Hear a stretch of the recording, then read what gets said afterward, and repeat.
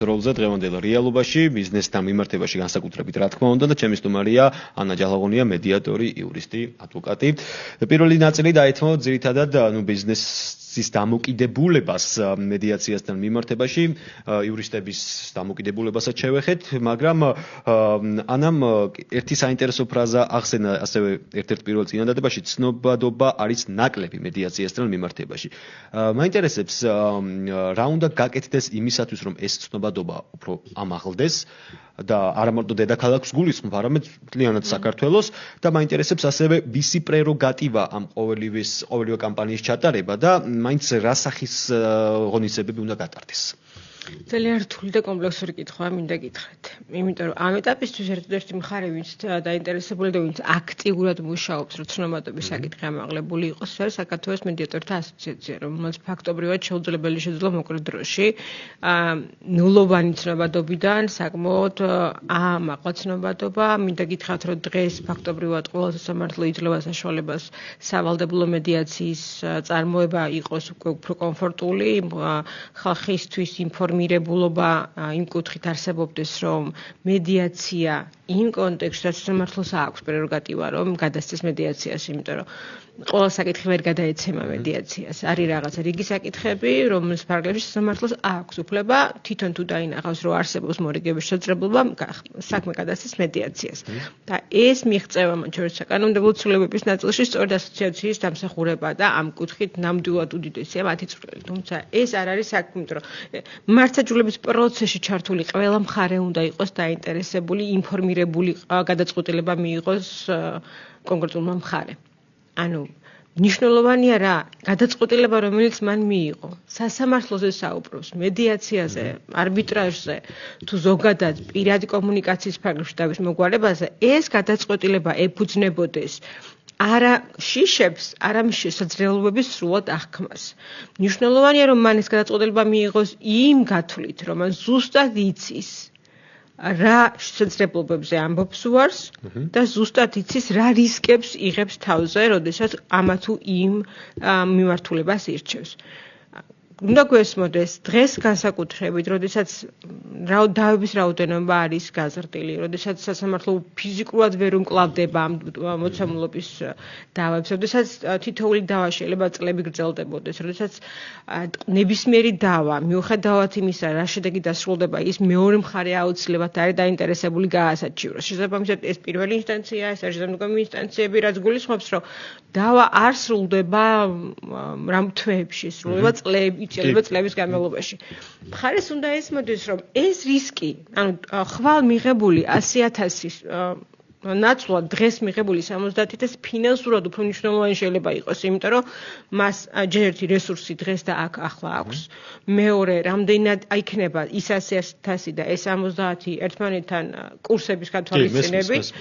მესამე, მას შეუძლია უკვე რესურსი დღეს და ახლა მიღებული გახადოს 200,000 2-3 წელიწადში იქიდან გამომდინარე მოახდენს დაბანდებას, კაპიტალურ დაბანდებას და ამ რესურსების გამოყენებას და მთავარი დავაში ჩართული მხარე ყოველთვის იღებს იმ სამართლებრივი ტვირთის თანმდევ პრობლემებს, რაც შეიძლება იყოს ანგარიშთან წტომის პრობლემური საკითხი, შესაძლებელია იყოს რესურსებთან წტომის საკითხის პრობლემატურობა, საბანკო სივრცეში კომუნიკაცია, რაც შეიძლება გაურთულოს საინტერესო პროექტებთან ჩართულობა და ასე შემდეგ. ანუ სასამართლო დავა არ არის მხოლოდ დავა, რომელიც მარტო იმით ქმნის ბიზნესის პრობლემას, რომ სასამართლოს გადაწყვეტილება იწელება. ეს არის პროცესი, რომლის ფარგლებში ბიზნესს შეიძლება შეეზღუდოს რიგი შესაძლებლობები, შეეზღუდოს საკუთარივე რესურსების გამოყენება, შეეზღუდოს ახალი რესურსების მოზიდვა და ამ მოცემულობაში ფაქტობრივად ალტერნატივა არ აქვს მედიაციას. იმიტომ რომ ეს არის დღეს და ახლა, მაქსიმუმი 6-8 კვირის ფარგლებში თქვათ, თუნდაც 90 დღე ჯამური, რაც შესაძლებელია იყოს 45 დღის გაგრძელების პირობებით. ეს არის ის მაქსიმუმი, რომლის ფარგლებში ის არა მარტო მოახდენს დავის ნიველირებას, რაც მთავარია, შეინარჩუნებს საქმიან პარტნიორს, მიიღებს რესურსებისადმი სრულფასოვან წვდომას, შეძლებს განსჭვრეტადობას საკუთარი ბიზნეს საქმიანობისას, არსებითად მნიშვნელოვანია და ამავდროულად შეძლებს არა მარტო შექმნას კრიზისის გადაწყვეტის შესაძლებლობა, არამედ ახალი შესაძლებლობების გამოყენების ბაზისი. ამიტომ ძალიან მნიშვნელოვანია. ანა, მაინტერესებს, ძალიან ბევრი ვისაუბრეთ მედიაციის წარმატებაზე და მნიშვნელობაზე პოზიტიური მიმართულებით. მაგრამ არის თუ არა რაიმე ფაქტორი მედიაციის პროცესის დროს, რაც არის გამოსასწორებელი დასახვეც და მაინტერესებს არის თუ არა პრაქტიკაში ხშირი, როდესაც მედიაციის მიმართულებით ორი მხარე ცდილობს კონსენსუსამდე მისვლას, მაგრამ საბოლოოდ ვერ შედგა ეს კონსენსუსი და მხარეები სხვა მიმართულებით დავის გადაწყვეტას ამჯობინებენ. სადეს მედიაცია, მაგრამ შედეგი ვერ გამოიღო. ერთ-ერთი პრობლემა, როდის შეიძლება მედიაცია არაპროდუქტიული გახადოს, მხარის მზაობარი აღიქვა საკუთარი მოცემულობა. ერთ-ერთი, რასაც ამის გადასაწყვეტად მედიატორი აკეთებს, ეს არის რეალობის ტესტი. როდესაც მას ეხმარება სრულფასოვნად აღიქვას მოცემულობის არა მის მიერ აღქმული სუბიექტური აღქმა, ესა ჭრილი, არამედ ობიექტურად რა მოცემულობაში არის ის. ეს ძალიან დიდი მნიშვნელოვანი გარემოება არის. სასამართლო ამას არ აკეთებს. იმიტომ რატომ არის ცუდი? იმიტომ რომ კიდევ მივალ იურისტების ნაწილზე, იმიტომ რომ ძალიან ხშირად კონსულტაციის წარმოების პროცესში ხდება მაღალი მოლოდინების შექმნა მხარისთვის. როდესაც ის უკვე არაობიექტური ეს სასამართლოს დროს იურისტის მიერ გაცემული კონსულტაციის პროცესში. გასაგები. როდესაც ხდება ან აღმოწმებულ ხარისხში საკუთარი ანუ რეალობის არასწორად დანახვა ამასთან მივდივარ? სასურველი რეალობის ფორმირება, ასე ვთქვათ. კი ბატონო. ამიტომ რეალობის ტესტი იძლევა საშუალებას მხარემ გაანალიზოს ობიექტური მოცემულობა სუბიექტური სურათის გარეშე. ეს მოდის, რომ რეალურად მას რა უნდა დაინახოს ამ სურათში კი არა. რა შესაძლებლობები და საფრთხეები აქვს მას ამ კონკრეტულ მოცემულობაში. რეალობის ტესტი იძლევა საშუალებას, რომ ზუსტად სამედიაციო პირობა შეიქმნას, რატო? მას აღმატებული მოლოდინები კი არა აქვს, მას უკვე რეალისტური მოლოდინები აქვს. რეალისტური მოლოდინების ფარგლებში უკვე დგება შესაძლებლობა კონსენსუსი იქნეს მიღწევადი. ანუ თუ პროცესში ჩართულია არა მხარე, არამედ იურისტი, აი ეს საკითხი, რეალობის ტესტის ნაწილი, საკითხი ვერ მიდის მხარემდე, იმიტომ რომ ყოველთვის ამას დაბლოკავს და ასე ვთქვათ, არასრულად ჩამოაყალიბებს იურისტი კლიენტთან კომუნიკაციის პროცესში. ამიტომ არის მნიშვნელოვანი, რაც არ უნდა კვალიფიციური იურისტი იყოს, რაც არ უნდა კვალიფიციური წარმომადგენელი იყოს. შეიძლება ადვოკატი თუ კომპანიის კონკრეტული წარმომადგენელი პირი. არსებითად მნიშვნელოვანია, რომ პროცესს ჩაადაერსოს თვითონ მხარე. სწორედ ეს არის ბაზისი იმისა, შედგება თუ არა კონსენსუსი. აღიქვავს თუ არა მხარე რამ ხელა შესაძლებლობას კარგავს თუ არ მიმართავს აი ამ კონკრეტულ პროცესს. იმიტომ რომ იურისტი ყოველთვის უყურებს იმ ჭრილიდან, რაც სასამართლო დარბაზის ანალოგიურ ხედვას გულისხმობს. მედიაცია არ არის სასამართლო დარბაზის ანალოგიური ხედვა, ეს არის ალტერნატიული გზა დავის მოგვარების, მაგრამ არა ანალოგიური ხედვის ვარიანტი. ანა, ჩვენ საუბრობდით, რომ ბიზნესთან კომუნიკაციის დროს ვინც პოზიტიურად არის განწყობილი მედიაციასთან მიმართებაში, ზირთადად ის კატეგორია ჭარბობს, რომელსაც აქვს უცხოეთში მოღვაწეობის გამოცდილება, ან უცხოელი პარტნიორი ყავს და ასე შემდეგ და ასე შემდეგ. ანუ უცხოეთთან აქვს რაღაც კავშირი ევროპასთან და შეერთებულ შტატებთან, ან სხვა ნებისმიერ კონტინენტთან თუ ქვეყანასთან. მაინტერესებს, ხარ თუ არა პოზიტიურად განწყობილი უახლოეს პერიოდში, რომ ის დიდი ნაწილი, რომელიც სკეპტიკურად უყურებს აი ამ მედიაციის მიმართულებას, მიბაძავს ამ მცირე ნაწილს, პოზიტიურად განწყობილ მცირე ნაწილს და აირჩევს მედიაციის გზას. ოღონდ აქაც დავაზუსტებ, ალბათ ამ პროცესში მნიშვნელოვანია იურისტების ობიექტური ჩართულობა და რეალურად პოზიტიური ჩართულობა. გულისხმობ, რომ მათ აირჩიონ მედიაციის გზა და ერთხელ დასამუდამოდ გადადგან ნაბიჯი, რათა შემდგომ დააგროვონ უფრო მეტი გამოცდილება. თუ არ დაიწყებენ, ისე ვერას უფრო დააგროვებთ.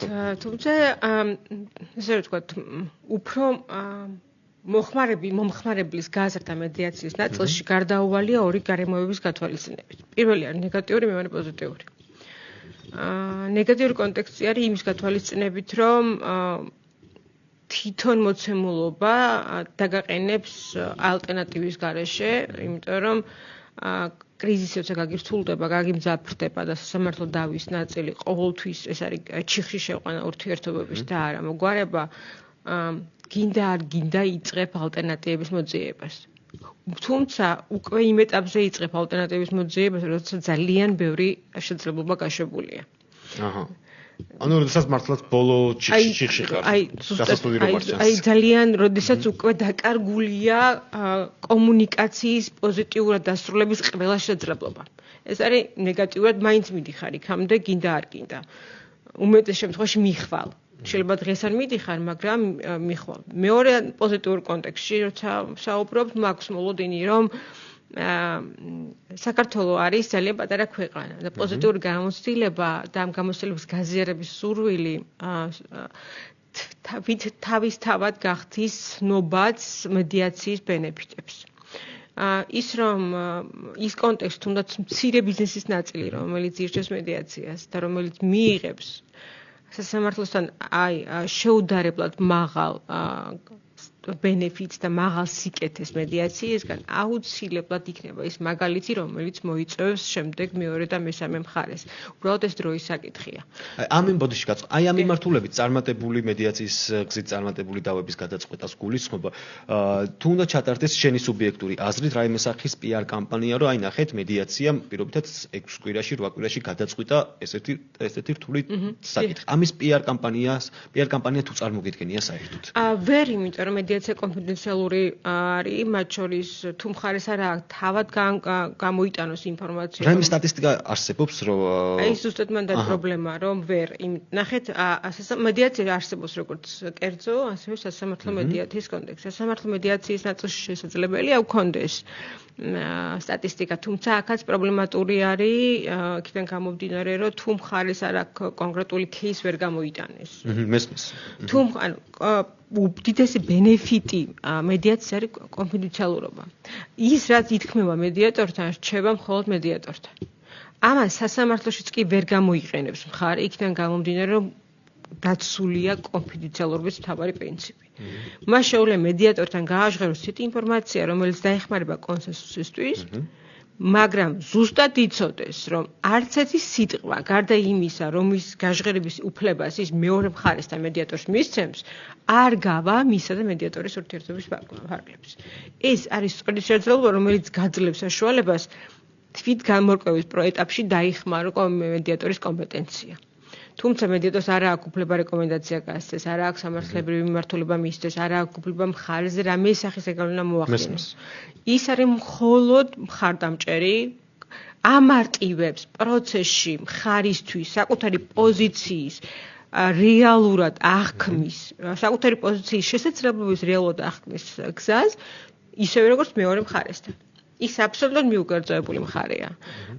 მედიატორი არის არჩეული პიროვნება მხარეების მიერ. ის არ არის ვიღაცა, რომელსაც დაგინიშნეს, ხო? აქედან გამომდინარე, ნდობის პრომეტი მის მიმართ გაქვს. მედიატორი არ არის პიროვნება, რომელიც დაუშვათ, იქიდან გამომდინარე, შენ ირჩევ, მას ესმის საკითხი, რომელზეც ესაუბრები. ხვდებით? სასამართლო შეიძლება ესმოდეს სამართლებრივი პროცედურული ნაწილი, მაგრამ შეიძლება არ ესმოდეს ბიზნესის სპეციფიკა, რომელსაც ის განიხილავს, ხო? აქედან გამომდინარე, ჯამში რომ ავიღოთ, როგორც პროცესი არის, მედიაციის პროცესი არის შედეგობრივად მნიშვნელოვანი, ასევე მნიშვნელოვანია მხარის აღქმა საკუთარი თავისა ამ პროცესში. ის მოსმენილია, ის ჩართულია, ის ორიენტირებულია და მას ესმის, რომ პროცესში მონაწილე ყველა მხარე არის თანხვედრი ერთ იდეაში, რომ მათ სურთ კონსენსუსის ფარგლებში მიიღონ ორივე მხარისთვის სასარგებლო და წარმატების საწინააღმდეგო წინადადება. კი ბატონო, ანა, ბოლო კითხვა მინდა დაგისვა, ჩვენ წინა გადაცემაშიც ვისაუბრეთ ახალგაზრდების დამოკიდებულება მედიაციასთან მიმართებაში, გულისხმობ სტუდენტებს მით უმეტეს შენ აქტიური კონტაქტი გაქვს, კომუნიკაცია გაქვს სტუდენტებთან. მაინტერესებს მათი შეხედულება აი ამ მიმართულებით მედიაციას გულისხმობ როგორია? არიან პოზიტიურად განწყობილები, არიან ნეგატიური, არ მინდა სიტყვა გამოიყენო, მაგრამ აქვთ რაღაც თავისებური შენიშვნები, რომ პირობითად რაღაც მიმართულება დასახვეწია მედიაციაში. ეს როგორია მათი განწყობა და შენ რამდენად მიესალმები სტუდენტების აი ამ მიმართულებით წასვლას? ვიცი რომ მიესალმები, მაგრამ როგორია მათი განწყობა, უფრო მაინტერესებს. ეს ის საკითხი, რომელზეც შემიძლია გაუთავებლად ვისაუბრო. ის ენთუზიაზმი, რომელთაც ისინი უდგებიან ნებისმიერ სიახლეს, ზოგადად გასაოცარია, მაგრამ კიდევ უფრო გასაოცარია მათი აღქმა პროცესის პოზიტიურობისა და შედეგობრიობისა. სწორედ ამიტომ მე პოზიტივს და ასე რომ ვთქვათ, მე მომავალის განშტოების პროცესში საკუთარი დასკვნების გაკეთების საშუალებას მაძლევს ის, რომ ეს ახალი თაობა უახლოეს პერიოდში ჩაერთვება პროცესში როგორც მონაწილეები და ისინი ასევე იქნებიან ის ფაქტორი, რომელიც უზრუნველყოფს მედიაციის პოპულარიზაციას, იმიტომ რომ მათ ისინი ცხოვრობენ ბენეფიტების მაქსიმალურად გამოყენების ინტერესით. მათ არ აქვთ ინტერესი გრძელვადიანი ურთიერთობების.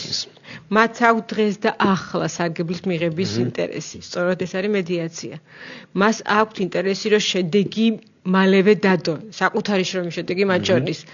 ამის საშუალებას მედიაცია აძლევს იდეალურად. მათ აქვთ დაანახონ საკუთარ მარწმუნებელს, როგორც თვითონ წარმოუდგენიათ საკუთარი კომპეტენცია უმოკლეს დროში. ის საშუალებასაც მედიაცია ასევე აძლევს.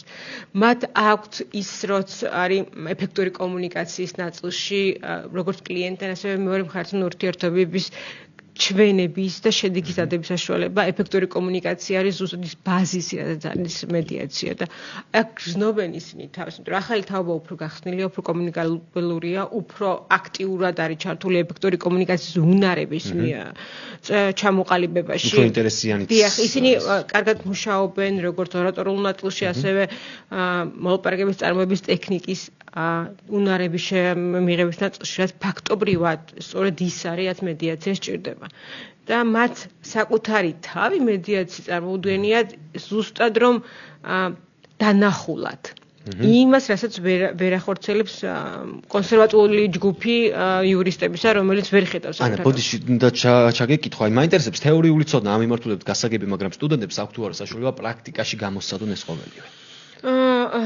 ნახეთ, სასამართლო მედიატორის ფარგლებში არის შესაძლებლობა ის ადამიანები, ვინც გადიან სამედიაციო მომზადების კურსს, იყვნენ ჩართული პრაქტიკულ ნაწილში დაესწრონ მედიატორის საქმიანობას, თუმცა იქიდან გამომდინარე რესურსები არის საკმაოდ მცირე, იმ რაოდენობის პრაქტიკული მოცემულობის შეძლება არ არსებობს, რაც სასურველია რომ იყოს.